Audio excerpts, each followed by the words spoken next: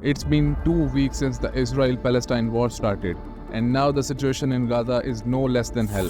Soldiers are advancing on Gaza City as they engage in face-to-face combat with Hamas on the ground. Forces are now inside the Gaza City. Dramatic developments happening in Israel. The militant group Hamas firing thousands of rockets into the country. Hezbollah's leader has threatened an escalation in the conflict with Israel in his first public address since the beginning of the war last. And Hamas, images into us showing an explosion at the Al-Shifa hospital, which is the largest hospital in Gaza. My name is Hamzakhan, and welcome to my YouTube channel. Today we are going to look into Israel-Palestine conflict. Since the 9th October, Israel has imposed a total blockade on Gaza. This means food, supply of medicine, water, and even electricity has been cut off by Israel in Gaza. On top of that, the continuous bombardment is unimaginable. The scenes coming out of Gaza are shocking. Entire neighborhoods have been reduced to rubble.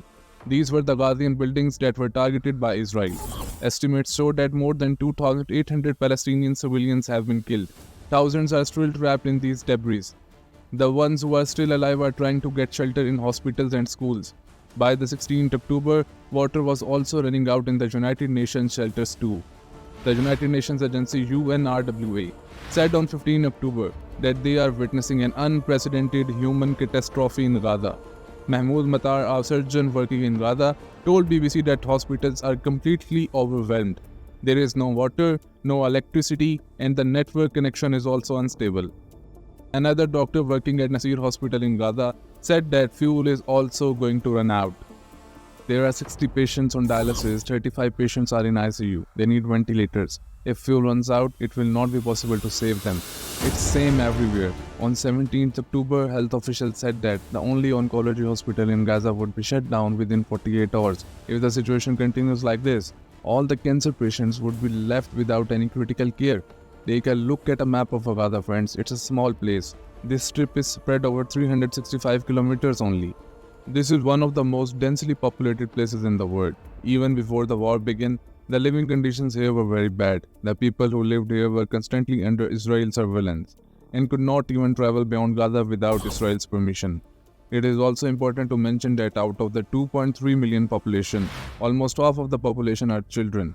You heard it right. This is the reason why, according to the estimates, out of all the people killed in this war, 60% of them were the women and the children living in Gaza.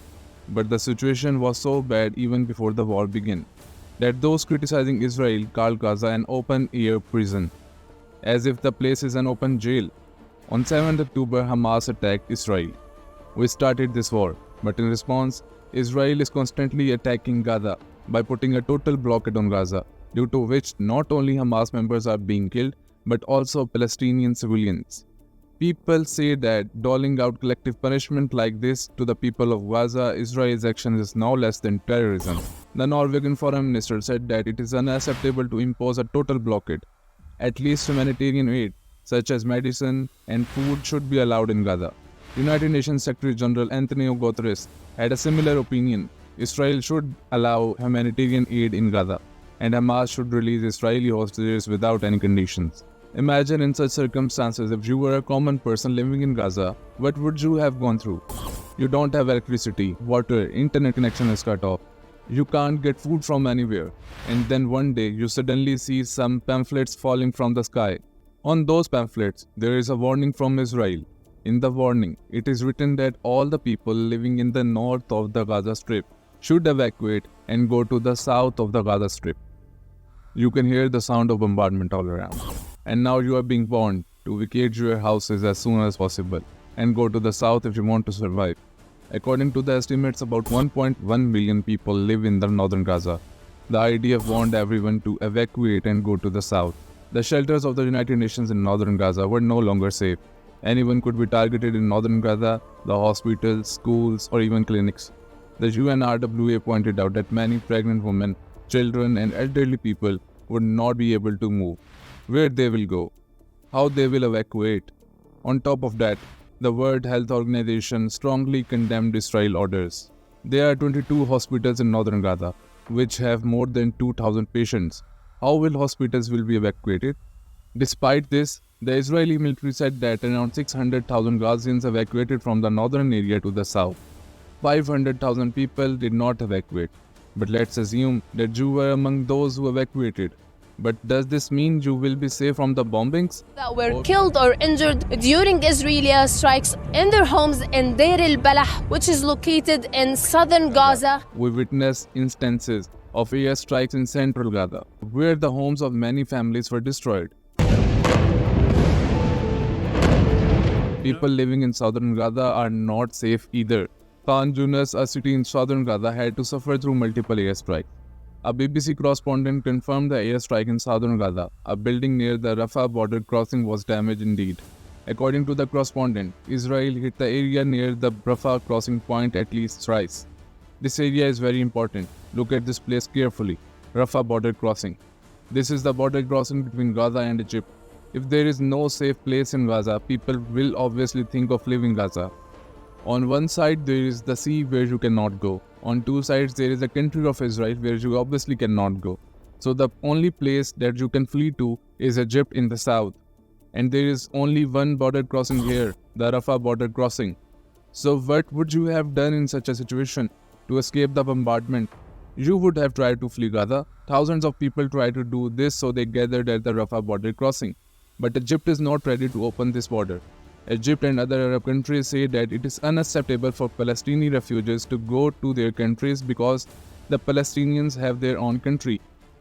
In the midst of all this, the danger of the war escalation is also rising because clashes were seen in Israel and Lebanon. North of Israel is Lebanon, where the Hezbollah militant group operates.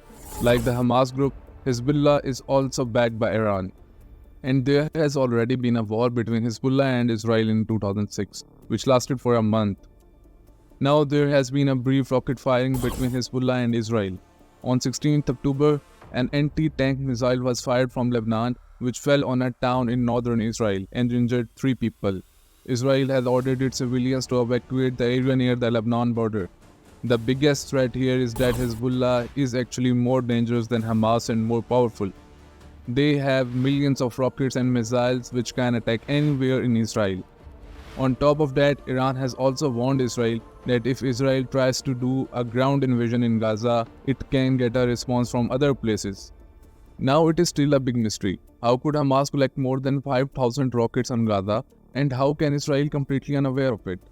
Egypt had already warned Israel that an attack was imminent. Later it was found that America also had information about it, and they warned Israel too. There was an update on 28th of September by multiple streams of intelligence that Hamas can launch rocket attacks across the border.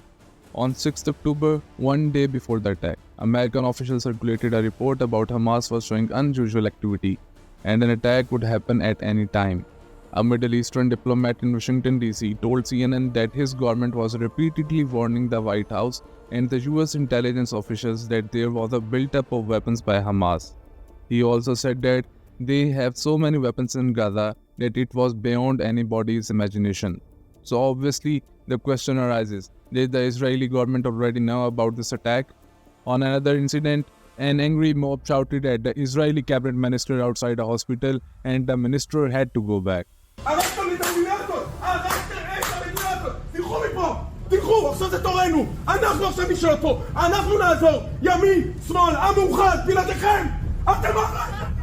That person said, now it's time for them to take control. Them as in Israeli civilians. That's why I say, never have blind faith in any government, organization or group.